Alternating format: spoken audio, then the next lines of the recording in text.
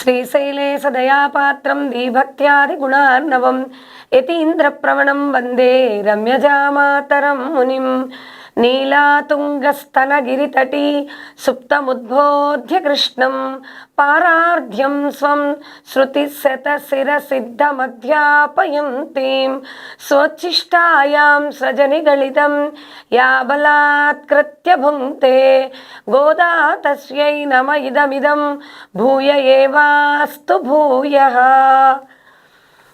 GK digital news ప్రేక్షకులకి, భగవద్భక్తులందరికీ ధనుర్మాస వ్రత శుభాకాంక్షలు. ఈరోజు మనం ధనుర్మాస వ్రతంలో 18వ పాసురంలోకి ప్రవేశించాం. ఈ పాసురం కూడా చాలా విశిష్టమైనటువంటి పాసురం. ఏ రోజు పాసురం ఆ రోజే చాలా విశేషమైనటువంటిది. ఈరోజు పాసురంలో అమ్మవారు మనకి నీలాదేవి దగ్గరికి వెళ్ళి అమ్మ లేపమని కృష్ణుణ్ణి అడుగుతున్నారు. ఆ విషయాలు మనం ఈరోజు తెలుసుకుందాం ఈ పాసురంలో. ముందుగా పాసురాన్ని విందాం. ఆండాళ్ తిరువడిగళై శరణం உந்து மதகளத்தன் ஓடாத்தோளுவலியன் நந்த கோபாலன் மருமகளே நப்பின்னாய் கந்தம் கவளம் குழலி கடை திருவாய் வந்து எங்கும் கோழி எத்தைனகான் மாதவி பொந்தால் மேல்பால் குயிலெங்காள் குவினகான் பந்தார் விரலை உன்ன மையத்தமன் பேர்பாடா சேந்தா மரக்கையால் சீரார் வளையொலிப்பா வந்து திரவாய் மகளெந்தேலோ ரெம்பாவாய். ఆండాళ్ తిరువడిగళై శరణం. ఈరోజు పాసురంలో రామానుజాచార్యుల వారికి ఈ పాసురం చాలా ఇష్టమైనటువంటి పాసురంట. ఎందుకు ఈరోజు అంత ఇష్టమైనటువంటి పాసురమో గురువు గారికి మనం తెలుసుకుందాం. ఈరోజు గోపిక నీలాదేవిని లేపుచున్నారట నిద్ర. ఈమె శ్రీకృష్ణ భగవానుడికి అత్యంత ప్రియురాలు. ద్రావిడ భాషలో అందుకే ఈమెను నప్పిన్న అంటున్నారు. ఈమెకు మనకు భాగవతంలో నాగ్నజితి అనే పేరుతో పిలుస్తాం. అంటే అష్టమహిషుల్లో ఈవిడ కూడా నాగ్నజితి ఒకరు. అయితే 7 ఎద్దుల్ని కలిపి కృష్ణుడు కట్టేసి ఈమెను పెళ్లి చేసుకున్నట్ట. ఆమె లేపితే కానీ కృష్ణుడు లేస్తాడట. నిన్న నందగోప భవనంలో మనం కృష్ణుని చూచారు. కానీ ఏంటి ఆయన తల మొదలు పాదాల దాకా కనపడకుండా ఎలా ఉన్నట్ట, ముసుగు తన్నేసి పడుకున్నట్ట. అంటే కనపడకుండా దుప్పటి కప్పుకుని ఉన్నారన్నమాట. ఆ పక్కనే బలరాముడు కూడా దుప్పటి కప్పుకున్నట్ట. కాబట్టి ఆయన పాదం మాత్రమే కనపడిందిట, స్వామివారి పాదం కనపడిందిట. బలరాముని తమ్ముడిని లేపమని బలరాముడిని ప్రార్థించారట నిన్న, స్వామి లేపండి కృష్ణుణ్ణి అని. ఇక్కడ నీలాదేవి భవనంలో ఉన్నాడని బలరాముడు సైగలతో చెప్పారట. అప్పుడు నీలాదేవి భవనానికి వచ్చారట. అయితే వచ్చి ఆమెను లేపుతున్నారు. మదపుటేనుగుల బలము కలవాడు, వెనిదీయని భుజము పరాక్రమము కలవాడు అయిన నందగోపుని కూడలా, అంటే నందగోపుడు అంత బలవంతుడు అని మనకు తెలియజేస్తున్నారు. నప్పిన్న పరిమళములు వెదజల్లుచున్న కేశములు గల, అంటే ఆ వెంట్రుకలోంచి మంచి సువాసన వెదజల్లుతూ ఉందిట. ఓ నీలాదేవి తలుపు తీయమ్మా అని అడుగుతున్నారు. అంతటా కోళ్ళు అరుస్తున్నాయి అంటున్నారు. మాధవి పందిరి పై కోయిల గుంపులు, మాధవి అనేటువంటి పందిరి ఉంది, పూల పందిరి, దానిపైన గుంపులు ఉన్నాయట. అవి మాటి మాటికి కూస్తున్నాయట. కోయిల గుంపులుగా ఉన్నటువంటి కోయిళ్ళు. తెల్లవారింది నీకు తెలియటం లేదా, చేతిలో బంతి పట్టుకున్నదానా, అంటే అమ్మవారు ఆ స్వామితో బంతి ఆడి బంతి ఆట ఆడి రాత్రి నిద్రపోయిన తర్వాత ఆ చేతిలో బంతి అలాగే ఉంది అమ్మవారి దగ్గర. కనుక స్వామివారిని నిద్ర లేపమ్మా అంటున్నారు.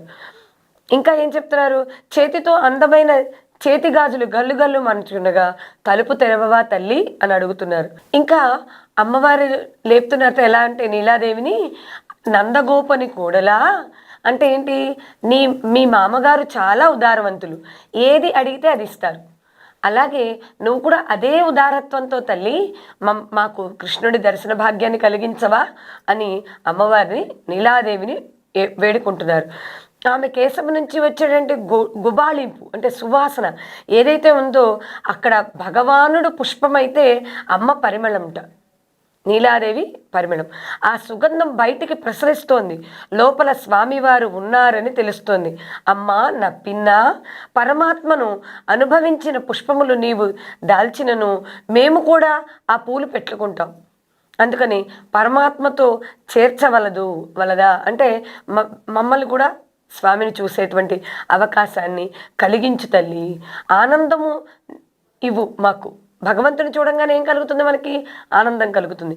కాబట్టి అలాంటి ఆనందాన్ని మాకు కలిగించు తల్లి అని నీలాదేవిని వేడుకుంటున్నారు. ఇంకా అది తెల్లవారుతోంది, అక్కడ కోళ్ళు అరుస్తున్నాయి అంటున్నారే, భగవద్భక్తులే ఇక్కడ కోళ్ళు అంటే ఏంటి? అక్కడ భగవద్భక్తులు అందరూ ఆయన గురించి సుప్రభాతం మొదలు పెడతాం ఉదయాన్నే.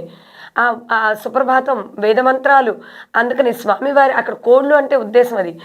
చెత్తపోగులు తనకు ఆహారముగా ధాన్యపు గింజలు వెతుక్కోవడానికి దానికంటే విలువైనటువంటి రత్నము దొరికిందనుకో ముక్కుతో పట్టుకొని తోసేసి వెళ్ళిపోతుంది ఈ కోడి. అంటే భాగవతోత్తముడు సంసారములో నుండి ఆసారములకు అంటే అక్కర్లేని విషయాల్ని వదిలేసి భగవద్ విషయాలని పట్టుకుంటాడు.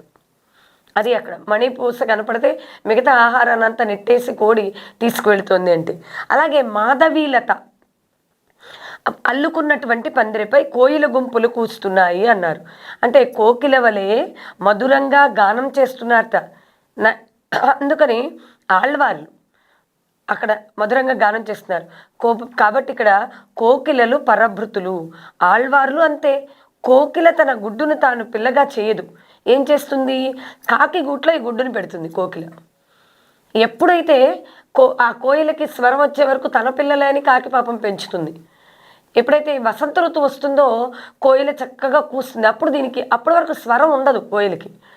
ఎప్పుడైతే వసంత ఋతువు రాగానే కోయిలకి స్వరం వస్తుందో, స్వరం రాగానే కోయగానే అప్పుడు అర్థమవుతుంది. కాకి కాక అంటుంది, కోకిల చక్కగా స్వరయుక్తంగా పాడుతుంది. పాడగానే ఇది నా బిడ్డ కాదు అని నెట్టేస్తుంది. అందుకని చెప్తున్నారు అనమాట అమ్మవారు. ఏమని? కోకిల గానం ఏదైతే ఉందో అది పంచమ స్వరము వెలువడినట్లే ఆళ్వారుల యొక్క సూక్తులు సామవేదాలు వెలువడుతున్నాయి అని కోకిల స్వరంతో పోల్చారు అక్కడ అమ్మవారు. ఇంకా మాధవి అనగా లక్ష్మి, ఆమె లతలతో పోల్చబడింది. లక్ష్మీదేవిని చక్కగా మాధవీ లతతో పోల్చారట. మాధవీ లతలు చాలా బాగుంటాయి పూలు. ఆ లతను ఆశ్రయించినటువంటి పందిరి ఎవరు? ఆ లత అల్లుకోవాలంటే ఒక పందిరి ఉండాలి, ఏదైనా ఆధారం ఉండాలి. ఆధారం ఉంటేనే చక్కగా లత అల్లుకుంటుంది అందంగా. ఆ లత అల్లుకునేటువంటి పందిరి ఏదైతే ఉందో అది నారాయణుడు. మాధవి పందిరి అనగా శ్రీమన్నారాయణుడి యొక్క తత్వము. ఇది అమ్మవారి యొక్క విషయం. దీనిలో అదే ఆధారంగా ఉజ్జీవించి కోకిల అంటే ఆళ్వారులు అని మంచి విషయాల్ని స్వీకరించేటువంటి వాళ్ళందరూ భగవద్భక్తులని. అలాగే ఇక్కడ మాధవీలత నారాయణుడు అంటే భగవంతుణ్ణి ఆశ్రయించాలి అనేటువంటి విషయాన్ని ఇక్కడ అమ్మవారు చక్కగా తెలియజేస్తున్నారు. ఈ పాసురం అంటే తిరుపావిలో జీఆర్ స్వామి వారికి శ్రీరామానుజుల వారికి చాలా ఇష్టంట. ఎందుకంటే ఈ తిరుప్పావిని అనుసంధానిస్తూ ఇంటింటికి భిక్షకు తిరుగుతూ ఉంటే ఈ పాసురం వచ్చేసరికి గురువుగారి యొక్క మహాపూర్ణులు రామానుజాచార్యుల వారి యొక్క గురువు గారు ఆయన వాకిల దగ్గరికి వెళ్ళారట. అప్పుడు ఆయన కుమార్తె గురుపుత్రిక అయినటువంటి ఆవిడ అత్తులాయమ్మ అనేటువంటి ఆవిడ తలుపు తెరిచి చక్కగా భిక్ష పెట్టారట. ఆవిడ గాజుల సవ్వడి విని నీలాదేవి వచ్చి తలుపు తెరిచిందా అన్నట్లు అనిపించిందిట స్వామివారికి.